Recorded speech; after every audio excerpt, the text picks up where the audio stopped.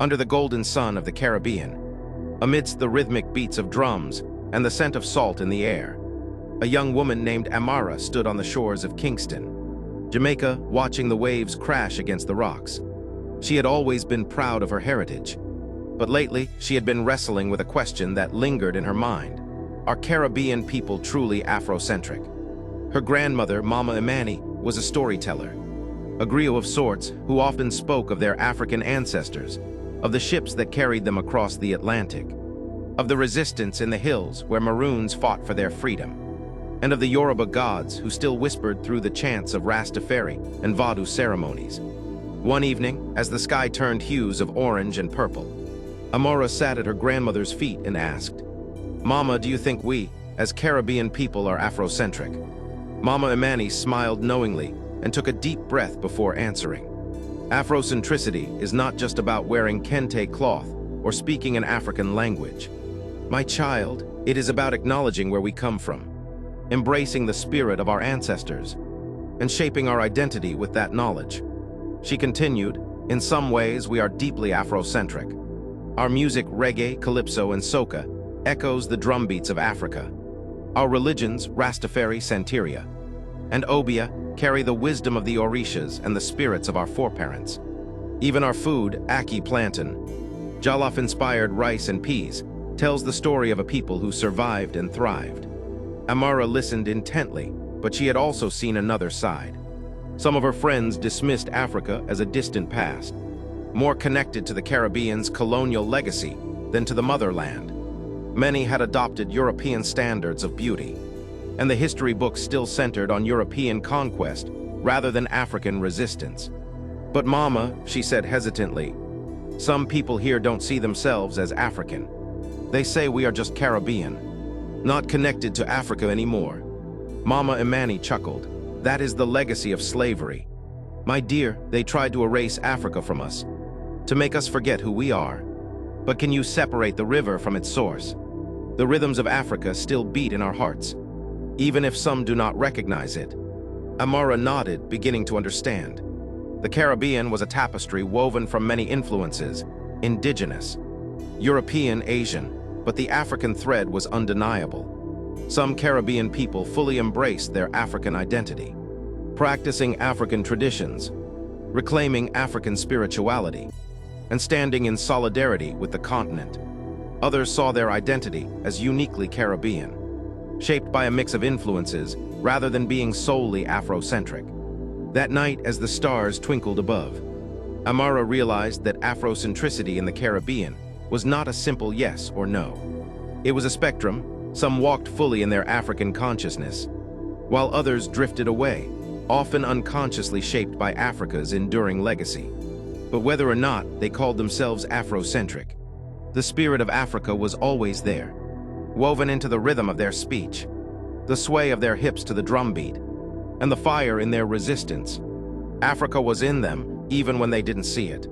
And perhaps that was the true meaning of being Afrocentric, whether embraced or not.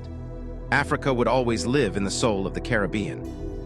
A promise is a debt. A decade later, the cradle of mankind was lucky to host an empress. The humid air of Nairobi wrapped around AMARA like an embrace as she stepped off the plane. She had dreamed of this moment for years, setting foot on the land of her ancestors, feeling the pulse of Africa beneath her feet. Yet, as much as she longed for this connection, she also carried an unspoken fear. Would she be seen as an outsider? Her concerns melted away the moment she met Dr. Peter Masioka, affectionately known as Obama. From the first handshake, his warmth was undeniable. "Welcome home, my sister," he said, his voice steady and reassuring. Home, the word hit her heart in a way she hadn't expected. She knelt down and kissed the soil. Dr. Masioka was no ordinary man. He had spent years bridging the gap between Africa and its diasporic children, especially those from the Caribbean. He understood their longing, the deep ache to reconnect with their roots, and he had made it his mission to welcome them with open arms. Over the next few days, he guided AMARA and others through the rich history of Kenya.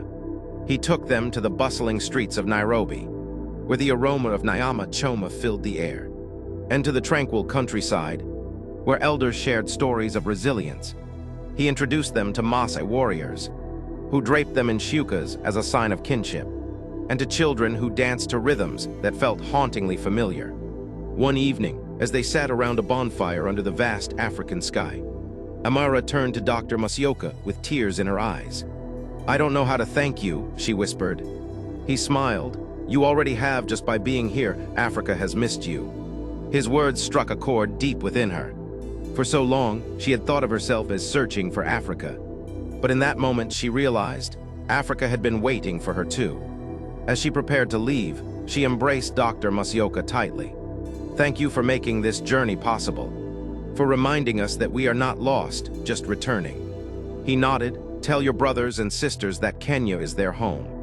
At GoSeeAfrica, we're not just exploring, we're telling Africa's story. One journey at a time, from breathtaking landscapes to rich cultures and untold histories. We bring you the real Africa. So keep watching, keep exploring, and most importantly, go see Africa for yourself. Until next time, stay adventurous.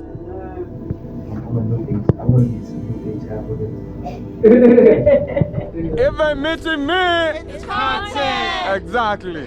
Hey, GoSeeAfrica. We Miss Katie. Yeah. Miss Katie, Kenya. Miss Katie, Kenya. No shot me from the Black Jew. I've been on your channel a lot, man. You got my face all in the world. I've been thinking about sometimes. I'm like, on this man's channel, my face is everywhere, bro. Goodness gracious. Yeah. I'm a great meme. I guess I'm a great meme nowadays. Very big. You gotta use me as a meme, even when I'm not appearing on an episode. I always use my face. My face always gets like a crazy response. But no, he uses me a lot as a model on his channel. Like there's some days I'm not on the episode, but my facial expressions is always good for the topic.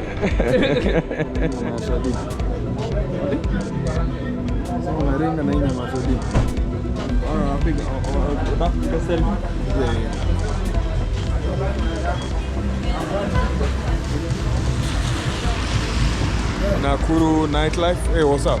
Shadi. What's up? Do you know what? Yeah. So Shadi is, yes, selling me meat. So I have yeah, monkey. Stomach is empty. You know, we just go to Nakuru. Yeah, we've been working and very late. I had to leave the house and come look for what to eat. So we chose beef. That's beef. I made a video with my sister and we were talking about things to like in our bucket list. And one of them was to be, for me I said I want to visit Haiti. I can't even remember myself saying that, but I did say that video back in the days when I was starting. I mentioned I want to visit Haiti, I want to visit Jamaica and all that. Like I mentioned Trinidad and Tobago. I mentioned a number of islands in the Caribbean. I'm going to send you a link to that video. And my sister mentioned that she want to visit Jamaica. She said she would also want to visit the Caribbean because of how the people are like more free-minded.